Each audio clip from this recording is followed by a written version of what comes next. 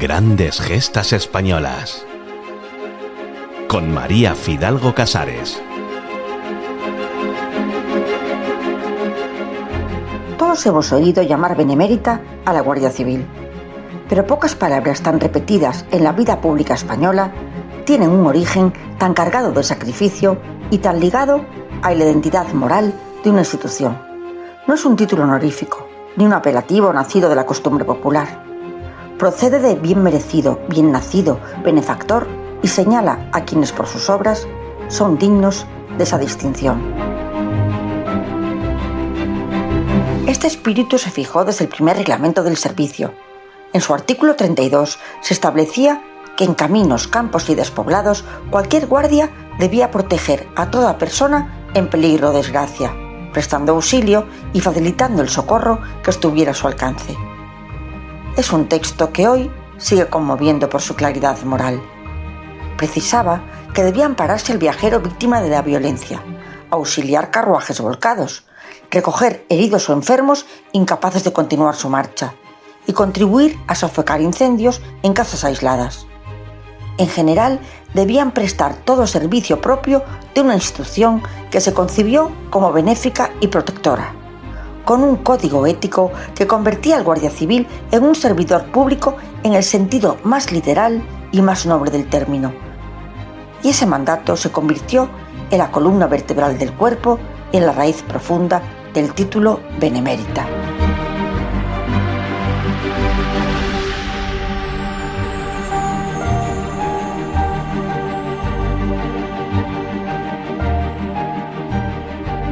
Los archivos del siglo XIX recogen episodios documentados protagonizados por hombres que sin más escudo que su deber se enfrentaron a la violencia de la naturaleza y a la fragilidad humana.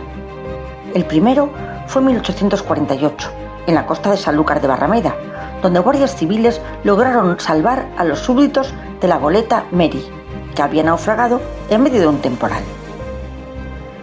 Pero de los episodios tempranos que cimentaron el título de benemérita, uno se recuerda especialmente. No fue el más espectacular, ni tuvo especial repercusión, pero fue el primer servicio humanitario en el que guardias perdieron su vida, y que serían los primeros de una larga lista que desgraciadamente llega hasta hoy y seguirá abierta.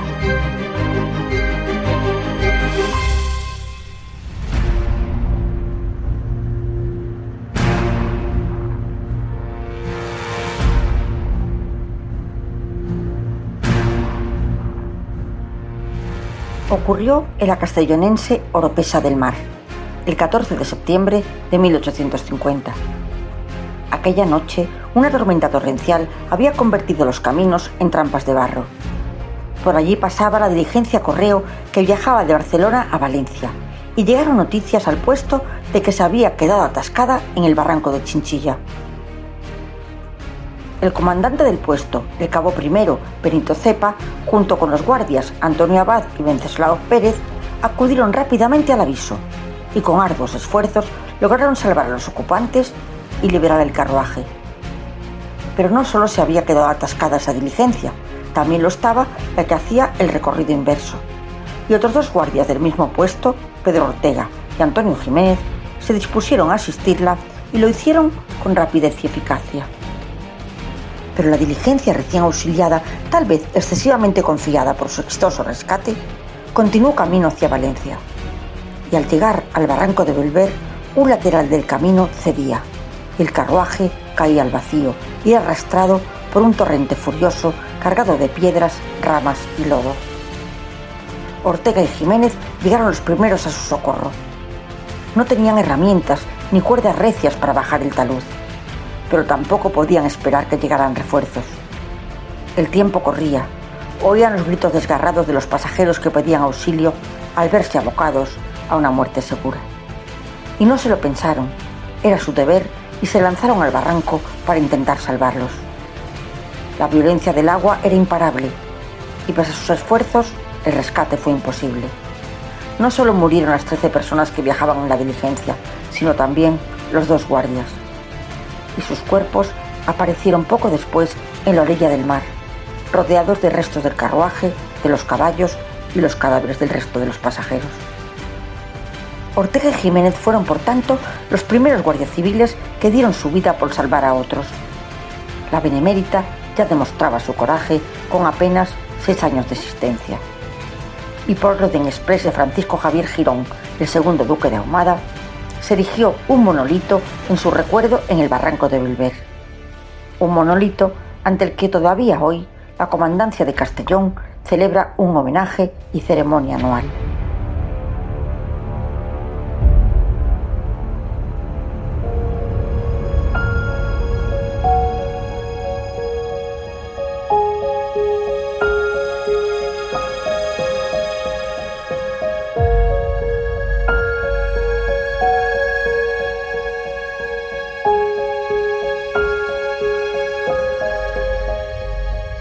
Y poco después llegaba la epidemia de cólera. En 1855 el cuerpo asumió tareas que nadie quería realizar: entrar en casas infectadas, trasladar a enfermos, recoger cadáveres y ayudar a la población en pueblos devastados. En 1918, durante la Gran Gripe, volvieron a ser ellos quienes retiraban cuerpos, asistían a los contagiados y mantenían el orden en medio del miedo generalizado. A estos episodios se sumaron miles de intervenciones silenciosas que no figuran en los libros de historia, pero que sostuvieron la vida del país. Temporales, nevadas, rescates de montañeros, traslados de enfermos, incendios, búsquedas de desaparecidos, salvamentos en ríos, pantanos y mar. Y cada uno de estos actos, repetidos durante décadas, fue sedimentando una identidad que se consolidó más en la sociedad que en el propio Estado.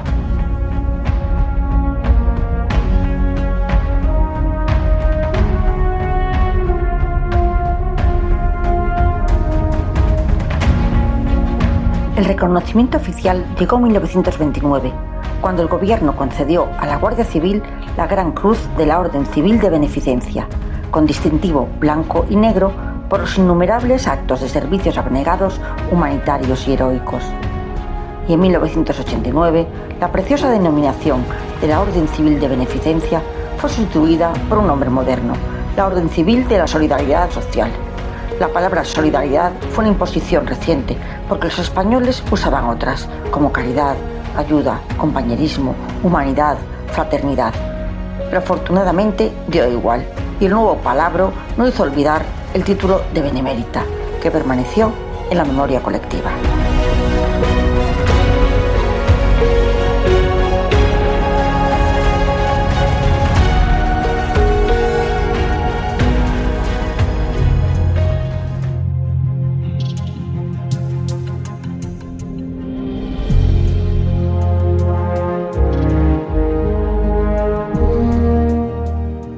Cuando se evocan los nombres de Ortega y Jiménez, los dos primeros guardias civiles fallecidos en acto de servicio humanitario en 1850, recordamos también a los últimos, 2 guardias muertos en la localidad semillana de Los Palacios, arrollados por un camión, y sobre todo a los asesinados en Barbate en 2024.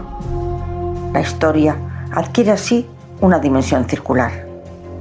Entre ambos episodios median casi 174 años. Un país transformado, una ciudad distinta, una tecnología impensable para aquellos guardias con uniformes de paño y tricornios forrados por sus mujeres con un hule que brillaba como el charol. La muerte de Ortega y Jiménez fue consecuencia directa de la naturaleza desatada.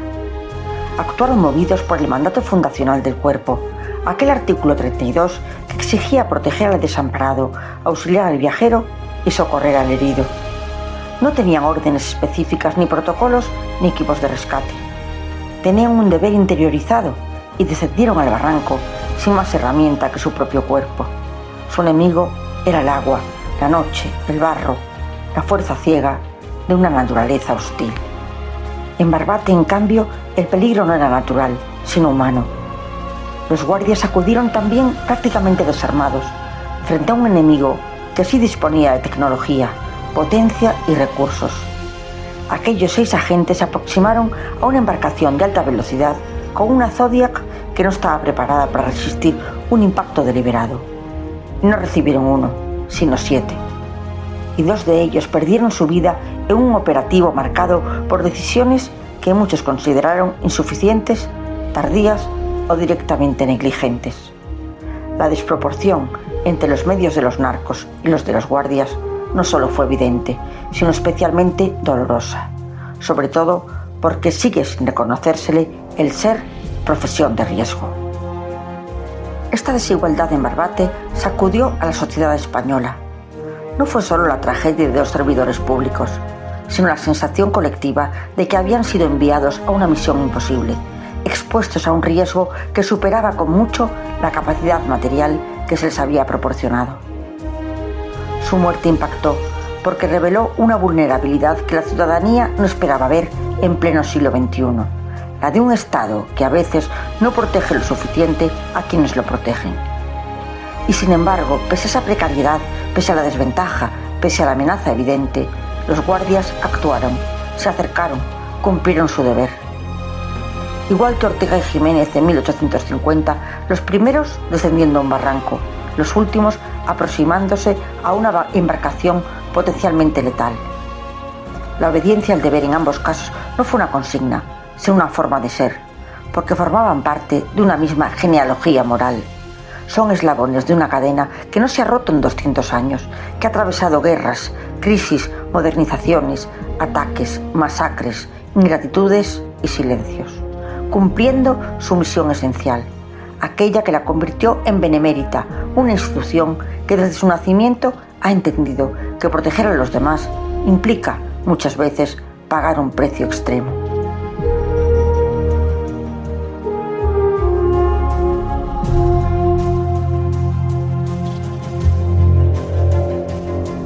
Por eso, cuando España pronuncia el nombre de benemérita, homenajea la tradición moral de quienes la sirven, una herencia que custodian y honran, y que ha atravesado generaciones sin quebrarse.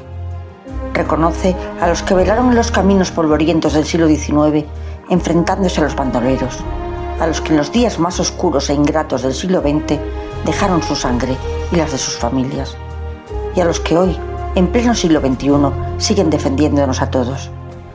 Cada guardia civil caído se inserta en esa cadena de gloria que une a los vivos con los que ya no están, y que recuerda a la nación que la libertad y la seguridad nunca han sido bienes gratuitos, sino conquistas diarias sostenidas por hombres y mujeres que eligieron servir no como una obligación, sino como una forma de honor.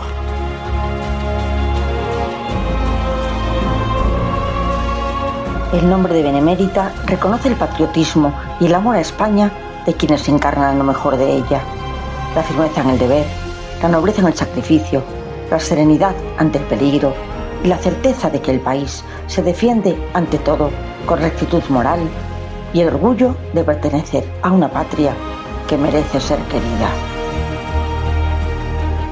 Grandes gestas españolas con María Fidalgo Casares.